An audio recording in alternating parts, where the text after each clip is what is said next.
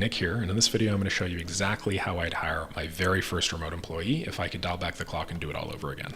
Let's get into it. I've hired over 40 people at this point in my career, and I think that the vast majority of people watching that are probably my age or maybe even a little bit older, I probably haven't hired like a third of that many people. So I feel somewhat qualified to speak on this topic. And if you count other contractors and that sort of thing, the number's probably closer to 100. What I'm going to do in this video is I'm going to talk about three different things. The first is I'm going to show you, or I'm going to run you through some concepts that you should understand before you even go about making your first hire. Then I'm going to talk about how best to structure your first hire, so how to optimize their daily workflow, how to optimize the systems you build to track their KPIs, and how just best to conceptualize your first hire. And then the last thing I'm going to do is I'm going to basically give you a roadmap to get out there and hire. I'm going to show you the websites that I would personally use to do this. I'm going to talk a little bit about like my personal best practices to actually have the hire, perform some piece of work for you during the interview.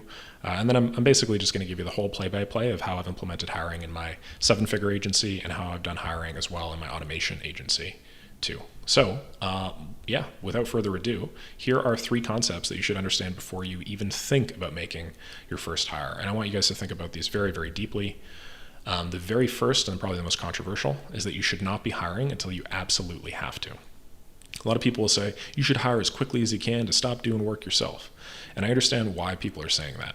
But the reality is human beings are the biggest variable in any business. Human beings are not consistent. They're not at all going to output the same thing every single time. Somebody from an automation background like myself, I treat modules as like input output, right? And you can map humans similarly, but the unfortunate part about humans is you might give the human the same input 50 times and then the output might be different every single 50 time. What I always say is don't hire until you absolutely have to. Calculate the estimated return on investment of your hire and then work backwards from that. For example, if the graphic designer that you are planning to hire for your graphic design business is going to cost you $5,000 a month, how much money do you think they will enable you to make? It's a perfectly valid question, and it's also a question that basically nobody ever asks themselves. How much work are they going to be able to fulfill?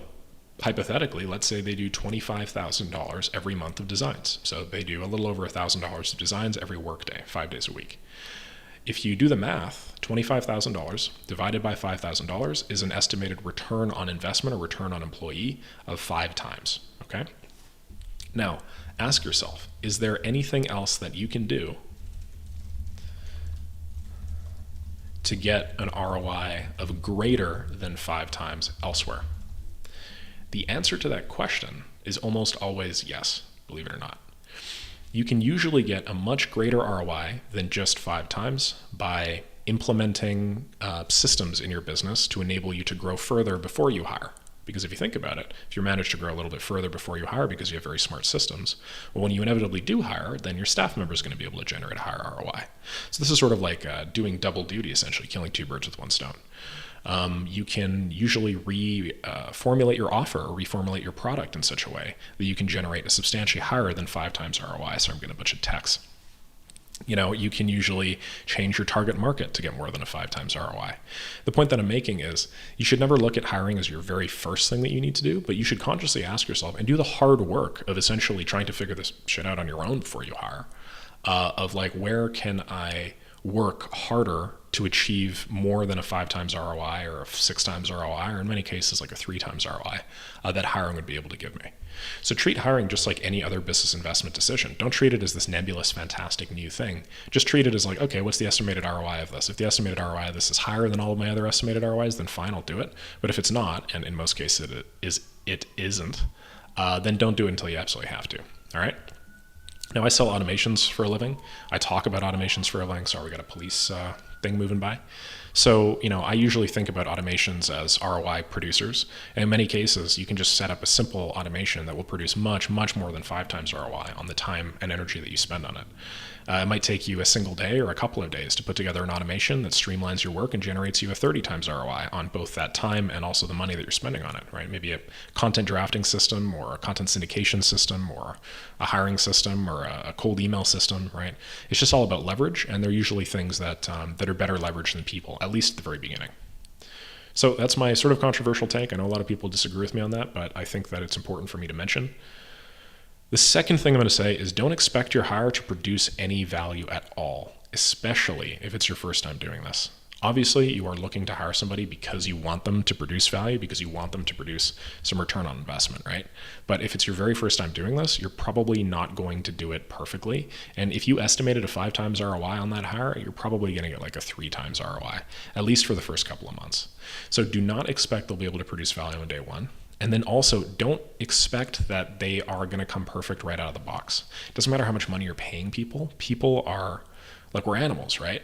We can't regulate our own work, or we can only regulate our own work up until a certain point.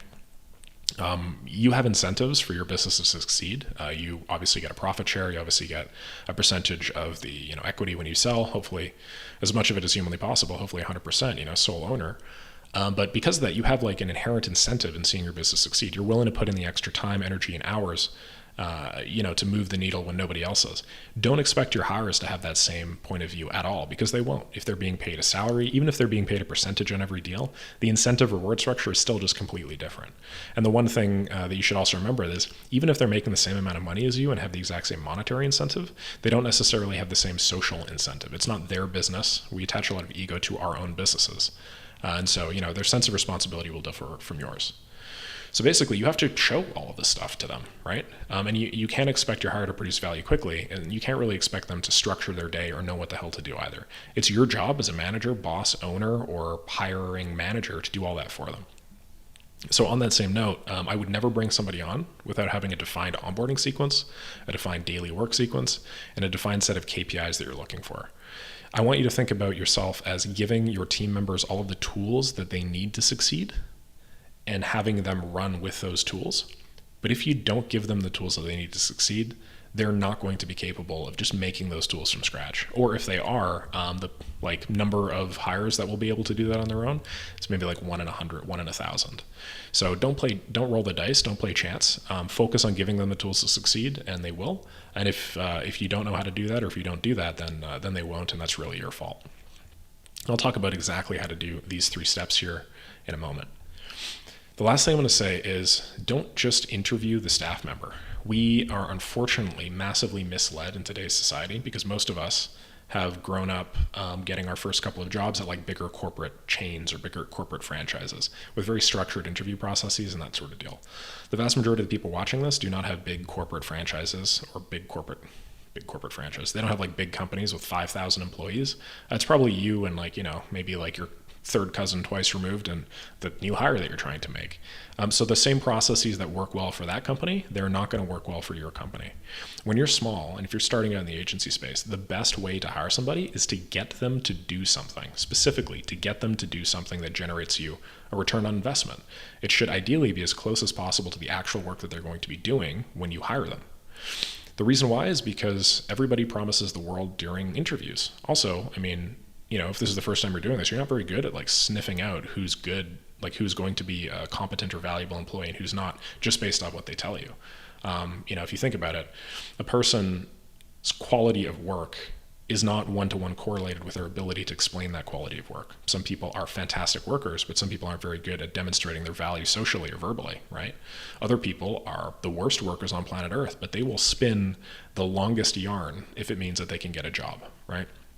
So, everybody will try and promise you the world during interviews these days, but few will have the skills to back it up. And to eliminate that disparity entirely, what you need to do, especially for your first few hires, is structure your hiring process so that you actually get them to produce the deliverable that you are going to get them to produce if they work with you before you even start working with them. Yes, this is going to take you a little bit of time and energy to set up effectively. Yes, this is going to take you a little bit of money because you're going to have to pay people to do some of that work for you. But this is number one, the most efficient way to get all of this, the actual hiring process done. And I'll talk about this later. But essentially, if you're a content writing company, get them to write a piece of content. If you're a PR company, get them to draft some comms for you or make a campaign. If you're a graphic design company, get them to make you a graphic design, right? Give them a couple of hours, put them on a leash, of course. Don't let them go completely free and bankrupt you, but give them a couple of hours and have them show you what they can do. Okay, so those are the 3 concepts that I want to cover before you hire. Now, assuming that you are actually going to hire, what do you need to do? What sort of groundwork do you need to set up in order to make sure that you can do this effectively and that you can extract maximum value out of everybody that's going to be working for you? Because, people are only as valuable as their bosses essentially make them. And you are, in this case, a boss.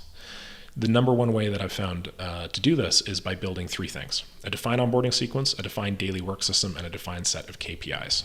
So what does that actually look like in practice? Well, I've whipped up a handy dandy whimsical flowchart right here. The very first thing that I would do if I were you and I had decided that it is time to hire is that I would define three KPIs that I could use to measure progress. If you're unfamiliar with KPI, KPI stands for Key Performance Indicator, and it's just a nerdy way of saying like their output. Now, the reason why you're doing more than one is because you don't just want, in order to get a full picture of performance, one KPI is never enough. For instance, let's say you were a salesperson. What are some KPIs that might be important to you? Well, one is obviously how many calls have you had that day, if you're doing cold calls or, inbound calls or something, right?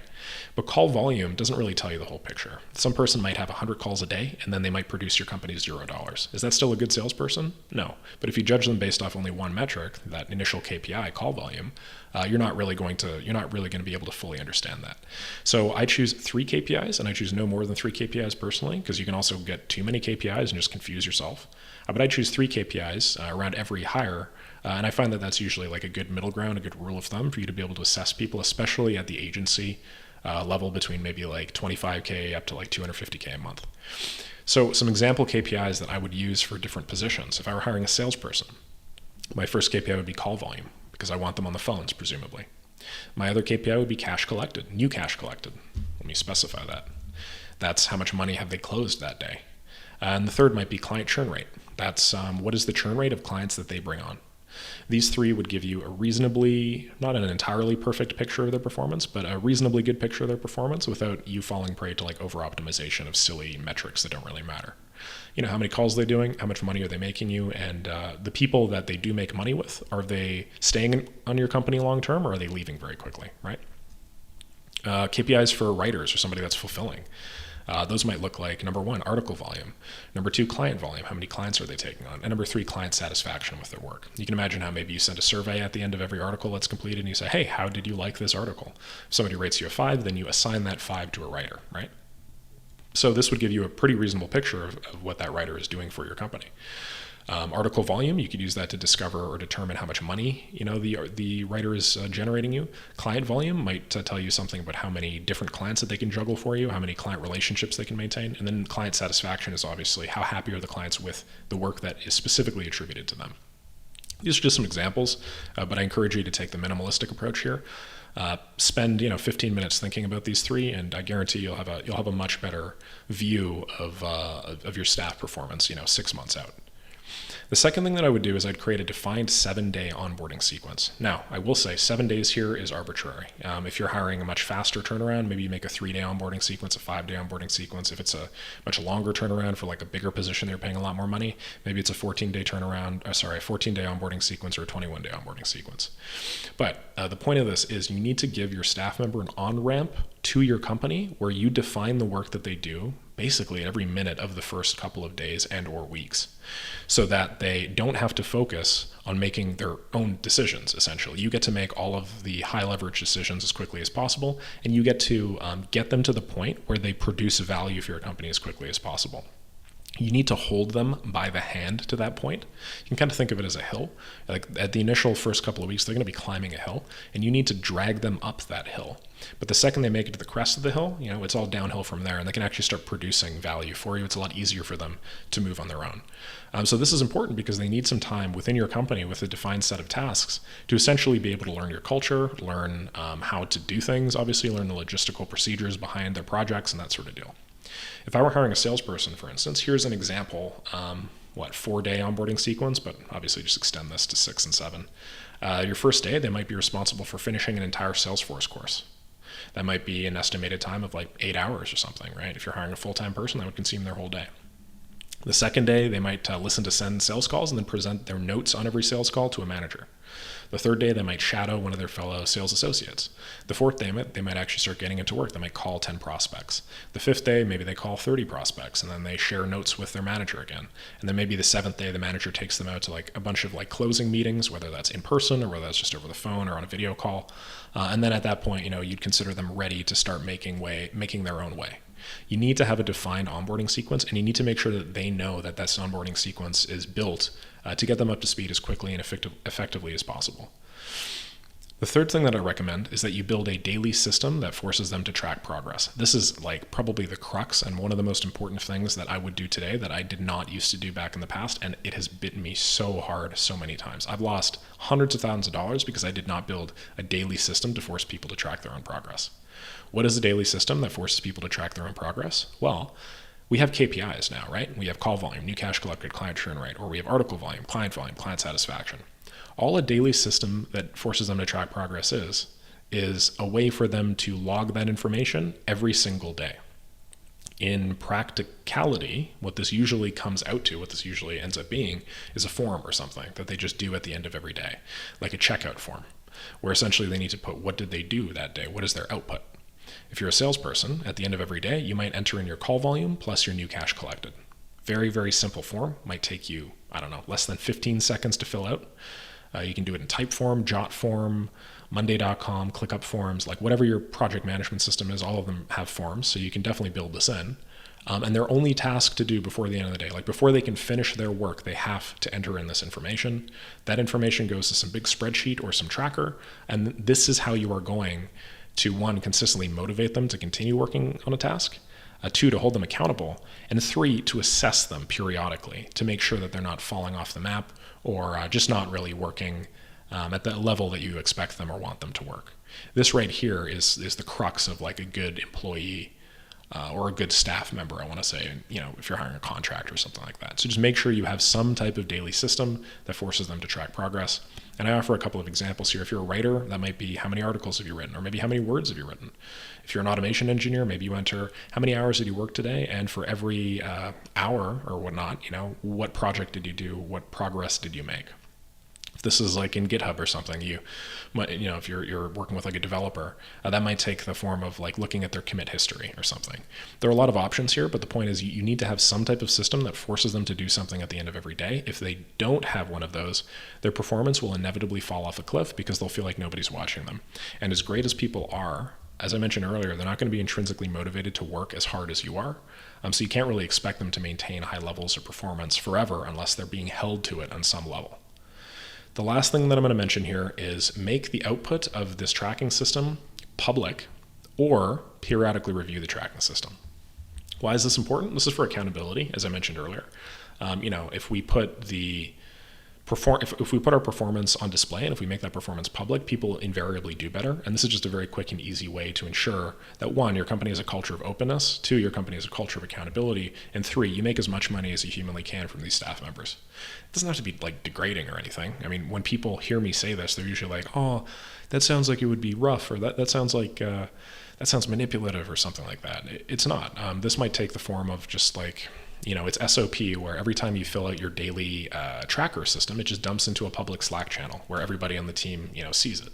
And it's just part of your culture. Like, hey, every day I do my daily accountability work form. And at the end of it, we just have a big Slack channel that shows us the daily accountability work. It doesn't have to just be for work performance, strictly accountability performance either. It might actually have some functional utility. Maybe because you put a description of what you did, other people on the team can see what you did. Maybe they can offer advice. They could help you remove blockers, right? As long as you just make the output of that system public, or if you do something similar by periodically reviewing with them their performance, maybe on a weekly or monthly basis, that performance drop-off is not going to occur, and you'll be able to maintain extremely high output for a long period of time that actually improves with time because people get better at their jobs. If people track, they will improve inevitably. That goes for you, any business owner, and any staff member and employee at those businesses. So my example here is to dump responses into a public Slack channel that the rest of your team can see. And alternatively, you can set up like a weekly 30 or 60-minute one-on-one with your team member where you go over their performance, you go over what blockers they have, and you just hear their general thoughts on the company. Because you set up a form system before where you have some type of like daily system that forces them to track progress, you can literally just open up the spreadsheet or open up the tracker there, and you guys can just go through it together. So very, very valuable. And if I could go back in time, this is exactly how I would structure my own hiring for all of my very first few employees. All right, so we've talked a little bit about some concepts to keep in mind before you make your hire. Now we've talked about how to actually go about structuring the first few days and or weeks of a hire's life. The last thing I'm going to talk about is how do you actually go out there and get a hire? Well, we're talking about remote employees specifically, and what I've found is there are 6 places that you can find high quality remote employees if you have scalable systems to manage them. The first is going to be Upwork. Upwork is very, very quick. It's like the shortest time to TTL, basically, the shortest like time to viable hire. But the unfortunate result of Upwork is a lot of the time it's fast, but can be more expensive. What does this look like? Well, this looks like you literally log on to Upwork.com, you create a client account, which is the account that allows you to post jobs, and then you post a job looking for somebody. You route them either to some forum where you can ask them specific questions about their output, and if you want sort of an out-of-the-box hiring system, just feel free to watch my video on like my 7-figure agency hiring system that I'll link in one of these corners up here. Just get them to pump their data in through a form. And you can usually get a hire within 24 hours, assuming that you're on the ball and you're willing to talk to people and have them do tasks pretty quickly.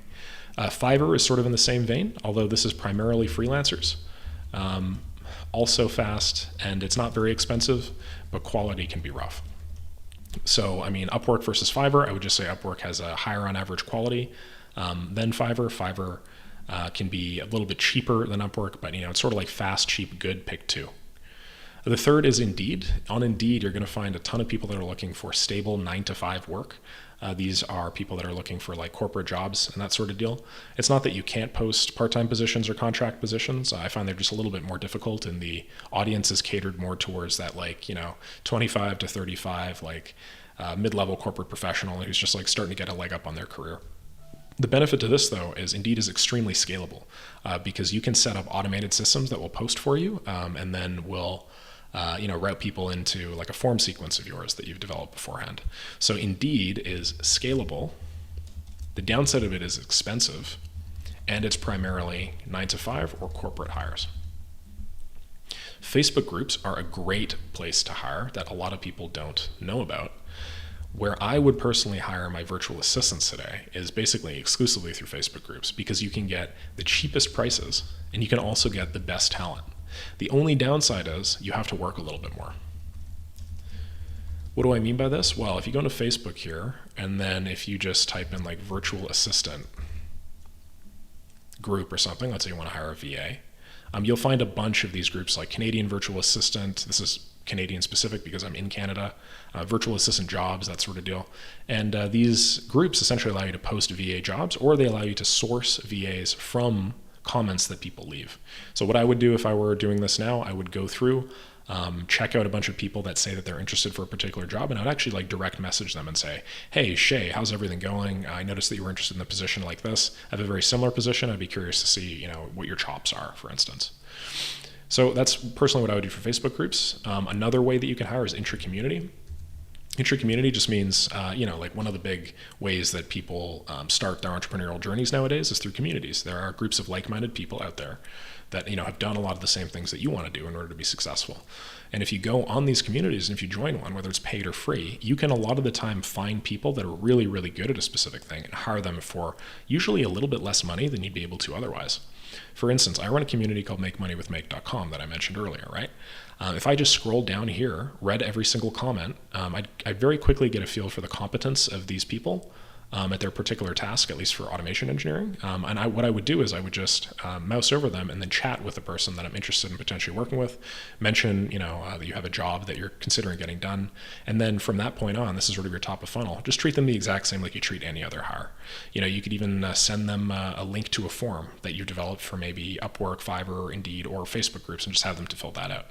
So I'd say that here, the quality is fantastic. Price can be reasonable. You do have to work a little bit more. And last but not least is cold email. And you can treat cold email the same way that you're treating Facebook groups. Essentially what you can do is instead of you doing things through Facebook or through social media platforms, DMs, that sort of thing, you can actually source people that you might be interested in working with direct from LinkedIn and offer them jobs. This is very similar to what recruiters do. And this is, to me, is how you get like the best staff members on the planet, but it's also very, very sniper rifle focused. Like you have to do a fair amount of work. You have to identify who the person is. You have to make sure that they know how to do what you want to do. You could poach them from other companies that are very similar. Sorry, I just got a call. The point that I'm making with cold email is this is sort of like your sniper rifle approach. Potentially best quality, potentially best price, but you have to work a ton because you have to do the lead sourcing, you have to do basically everything there is to know about that. Yeah, so that's where I'm at here. And then the last thing that I would do is I would offer them, obviously, a job description, job listing, a form, or whatever structure that you have. Again, feel free to check out my 7-figure hiring system video if you're not really familiar with what that might look like. And then you have to get them to do a task for you. And what I mean by task is, as I mentioned previously, in my writing company, we had people write a 500-word article. When I was a part owner of a PR company, a very big, prestigious PR company, we did the exact same thing. It doesn't matter the level of the business or the size of the business. In our case, we sent them a bunch of emails, basically, and had them draft up like good PR responses to each of these. If you're doing an automation engineering project for Make.com or Zapier or something, you could have them get some project specifications and then do as much as they can with those project specifications in, say, 1 hour, just to see their speed, their attention to detail, and all that stuff. The way that you do this is usually we'll attach some part of your form with like maybe a PayPal or something like that. The user will enter their PayPal. You'll mention, hey, this job is like a 1 hour quick little test, and we're going to pay you $25 for it. You don't get everybody to do this job up front. Of course, you make sure to filter down to people that you think have good portfolios or that you might be interested in initially.